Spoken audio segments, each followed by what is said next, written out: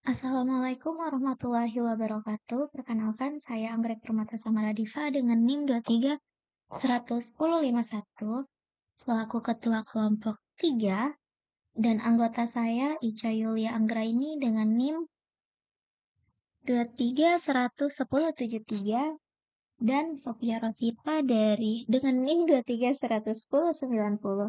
Jadi pada video kali ini saya mendapat bagian untuk menjelaskan tentang Artificial Neural Network atau ANN Perceptron. Nah, jadi ini kita melakukan perhitungan manual di Microsoft Excel ya. Yang pertama, ini pengantar neural network dan perceptron. Jadi apa sih ini Artificial Neural Network ini atau ANN? Jadi ANN ini itu model komputasi yang terinspirasi dari cara kerja otak manusia. Jadi otak kita ini tuh terdiri dari miliaran neuron yang saling terhubung dan saling mengirim sinyal nih. Nah, ANN ini tuh terdiri dari input layer atau lapisan masukan, terus hidden layer, lapisan tersembunyi, terus output layer, lapisan keluaran. Nah, jadi ini tuh digunakan untuk klasifikasi, prediksi, dan pengenalan pola. Terus perseptron itu ada proses kerjanya, yang dimana ini menerima input X1, X2, X3, sampai Xn. Nah, yang kedua itu mengalihkan nih setiap input dengan bobot tuh, atau W. Terus ini juga menjumlahkan semua nilai terbobotnya. Terus yang keempat ada menambahkan biasnya. Terus yang kelima melewati fungsi aktivitas. Dan yang terakhir ini keenam menghasilkan output atau nilai Y. Nah, langsung saja di sini ada vektor masukannya yang kita input ada X1, X2, X3 yang dimana X1 ini itu termasuk nilai harta nih. X1 termasuk harta, terus nanti dikalikan dengan W1, terus nanti ada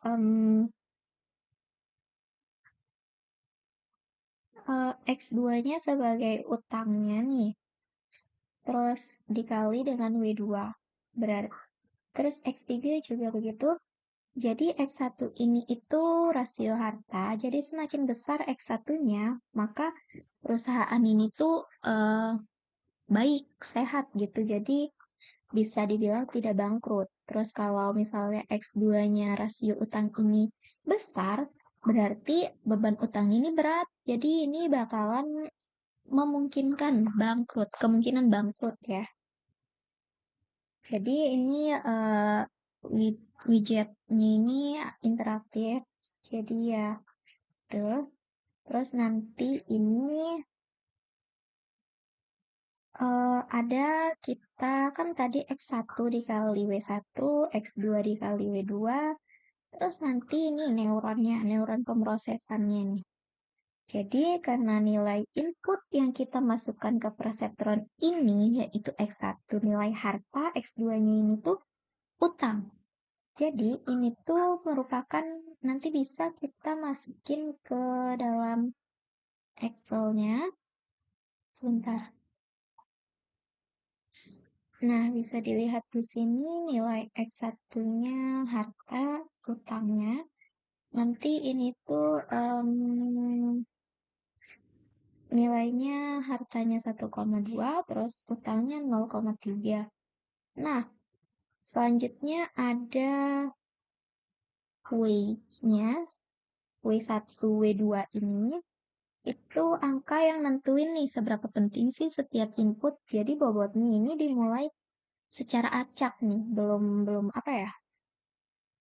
Belum terstruktur, belum sempurna lah, masih acak, masih sembarangan ini.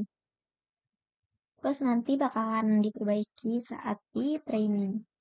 Jadi bobot positif itu artinya inputnya ini mendukung untuk output 1.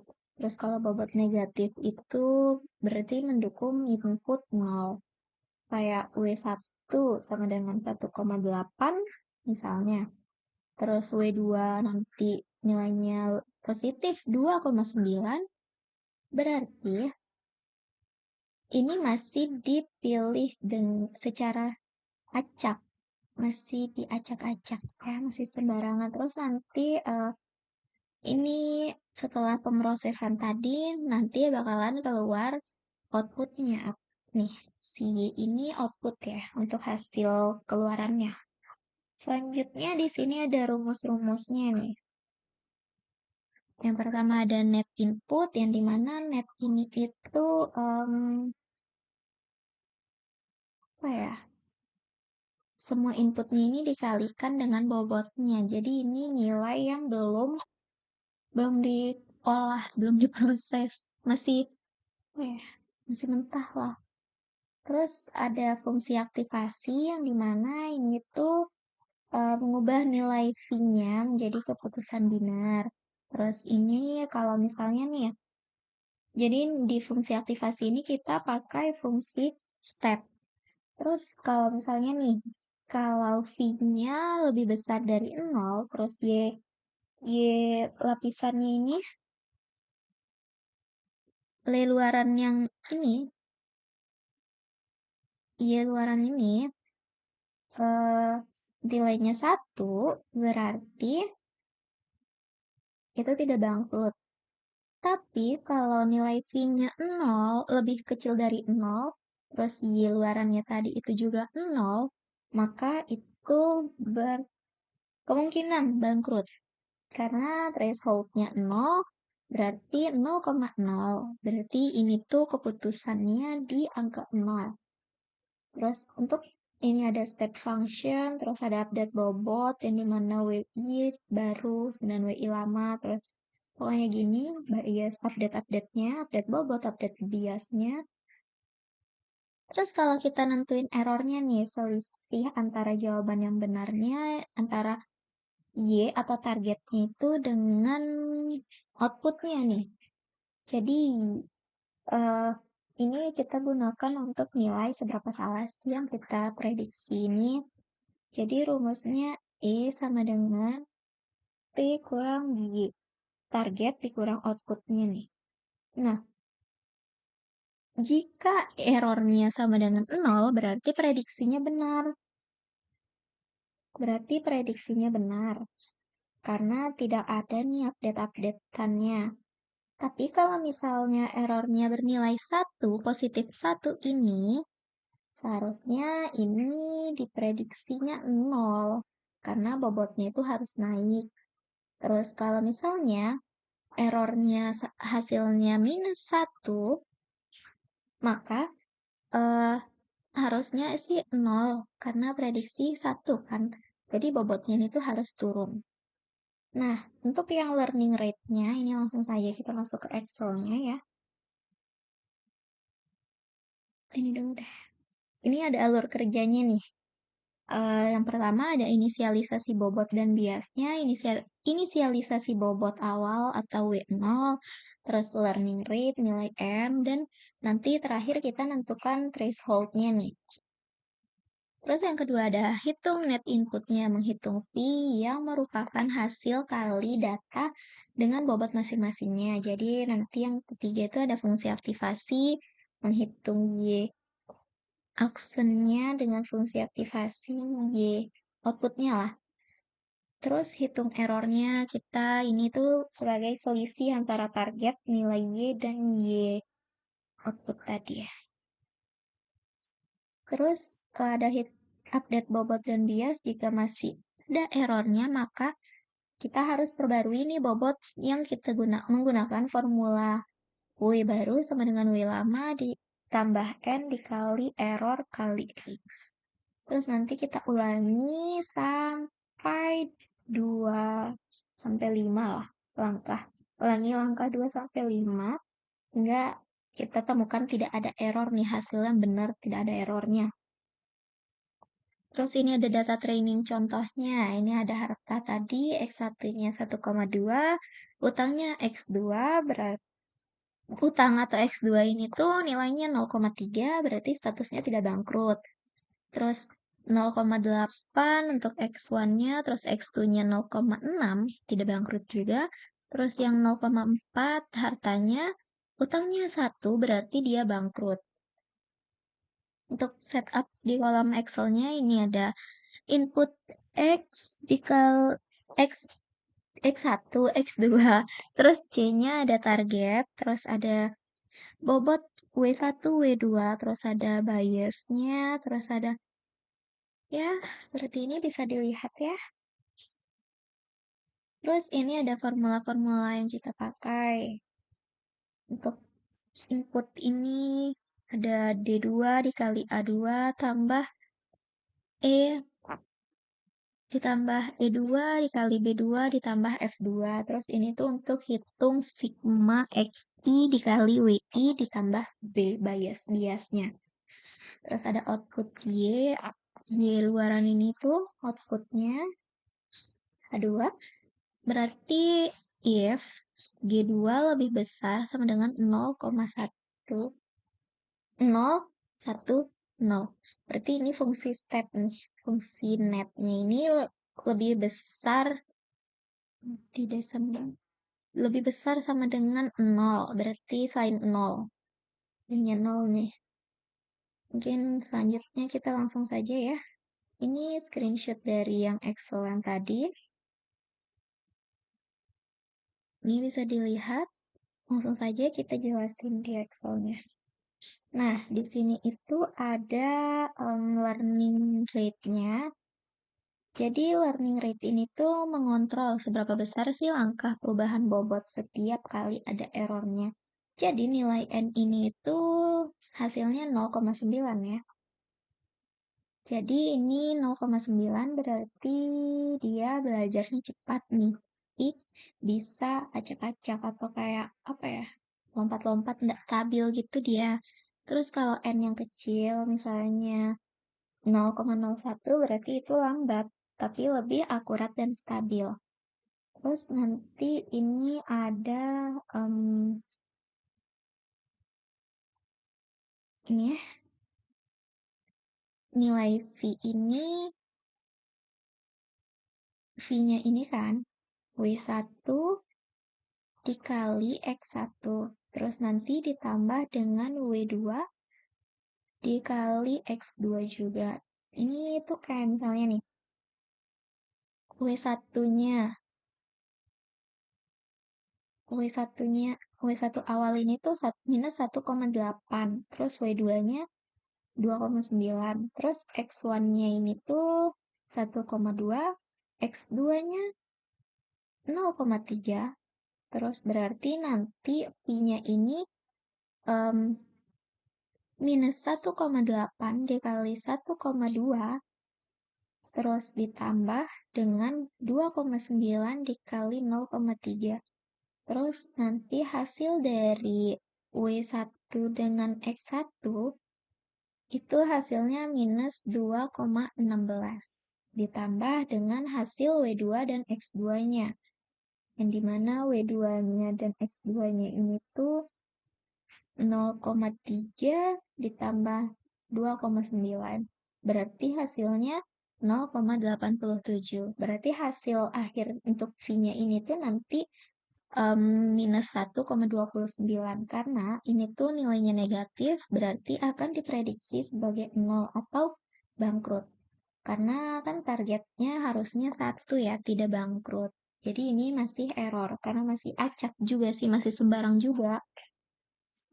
Terus nanti ini ada kita ubah nih nilai V-nya untuk keputusan finalnya antara 0 atau 1. Jadi ini kita bisa sebut step function karena nilainya langsung dari 0 ke 1 saat melewati threshold-nya. Jadi Y aksen luaran ini tuh nilainya 1. Jadi jika V-nya ini lebih besar dari 0 atau threshold-nya 0, nah, terus Y luaran ini tuh sama dengan 0 jika V-nya lebih kecil dari 0. Kenapa? Karena V, misalnya nih, V 1 positif 1,326. Berarti Y luarannya ini tuh 1. Berarti ini outputnya tidak bangkrut. Outputnya kan 1, berarti dia tidak bangkrut. Kecuali kalau misalnya minus 1,29, Y-nya ini tuh berarti 0. Karena ini tuh berarti bangkrut karena outputnya 0 bukan 1. Jadi kita langsung saja ukur nih seberapa salah sih prediksi kita. Y ini itu jawaban yang benar ya. Terus Y ini hasil prediksi perseptronnya. Yang dimana E sama dengan Y dikurang Y luaran ini outputnya. Jadi misalnya Y targetnya ini 1, Y prediksinya juga 1, berarti Y ini dikurangi Y ini. Berarti 1 dikurang 1 sama dengan 0. Berarti errornya 0 nih. Berarti ini benar. Jadi ini tidak perlu diupdate. Terus jika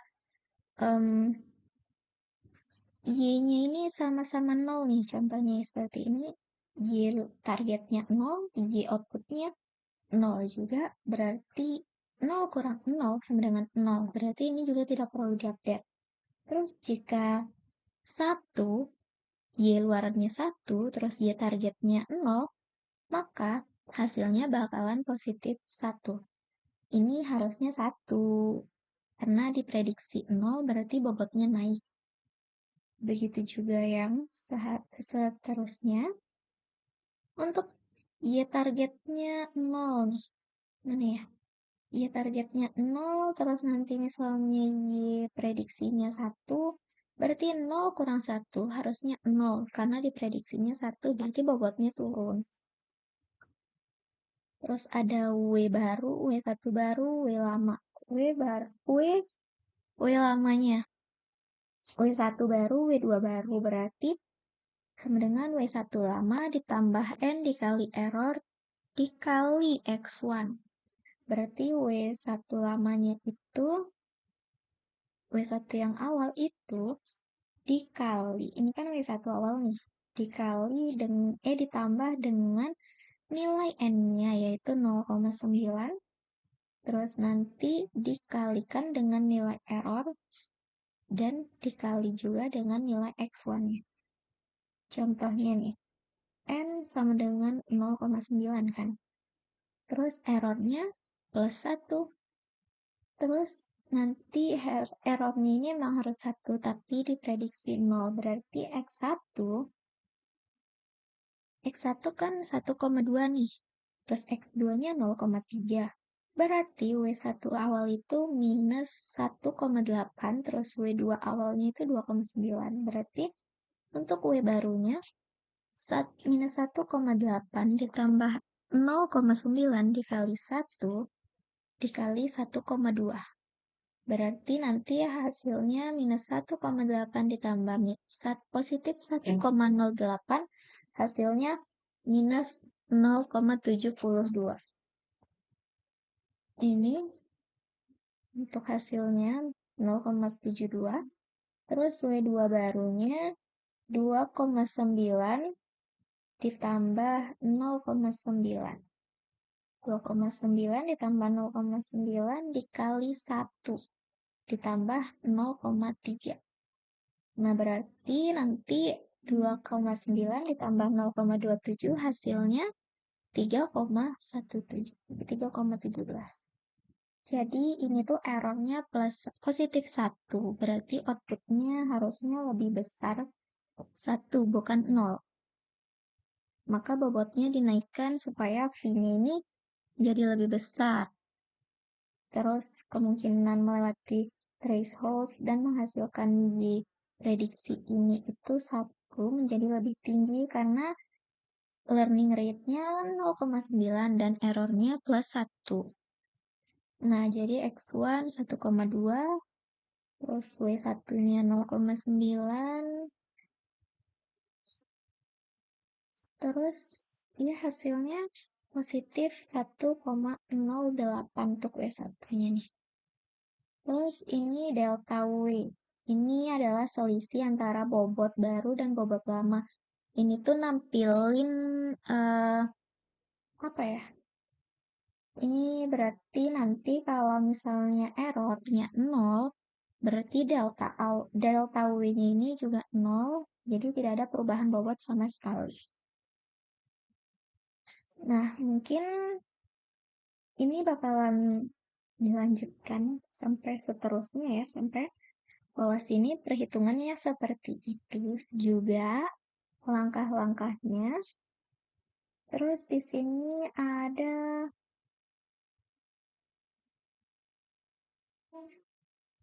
nggak ada sih, cuman ini saja iterasinya atau epochnya. Ini untuk proses 5 data dari sini 2, 3, 4. Nah, ini untuk nilai akhirnya nih.